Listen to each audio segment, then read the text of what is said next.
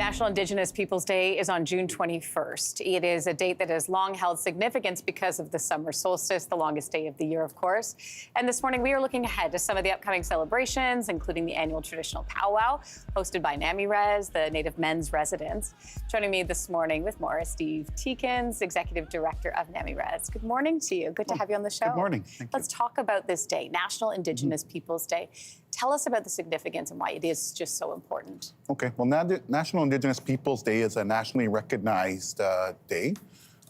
It's a day where a lot of Indigenous community members come together and gather to celebrate our culture, to celebrate a lot of great accomplishments that Indigenous people have achieved here in Canada.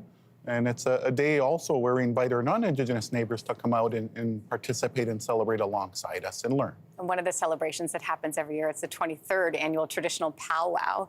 So walk us through what happens at the powwow. So the NAMI-Res powwow this year is going to take place at Fort York. It's going to be an opportunity for people to hear some beautiful Indigenous drumming and singing.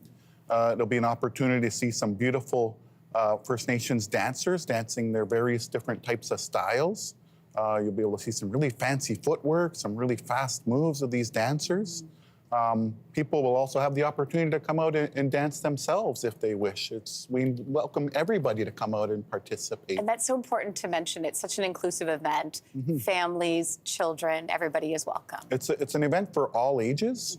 Young people might come out and learn. It's so cute when you see the younger dancers, we call them tiny tots, and watching them dance, and they're going to be our future dancers. That's right. And the kids ask the best questions, don't they? Oh, they do. They really do.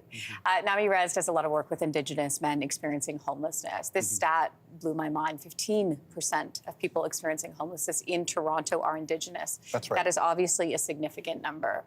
What are the factors playing into that? Well, the factors that for Indigenous people that often lead them to homelessness is, generational factors such as, negative experiences stemming from residential schools, and this notion of intergenerational trauma. So the next generation may have gone through adoption scoop, where Children's Aid Societies went into First Nations communities and forcibly removed children based on non-Indigenous norms of child parenting and imposing those on families and just removing children. I've experienced that through my family. My grandparents are survivors of residential school, and my mother was adoption scoop. So it's important to break those cycles of intergenerational trauma. And a lot of that done through education for days like this. There's a lot of talk about reconciliation, Steve, what it is, what it means, but we can't get to the reconciliation part until the truth is fully out. What are your thoughts on reconciliation? Well, you're absolutely right. If you don't know what you're reconciling, which might be a pointless exercise. So it's so important to learn the truth. And, there's lots of sad stories to learn about, but it's also important to be balanced and learn the good things. There's lots of positive things that Indigenous peoples have done in Canada and achieved. So it's always good to have a balanced approach in learning.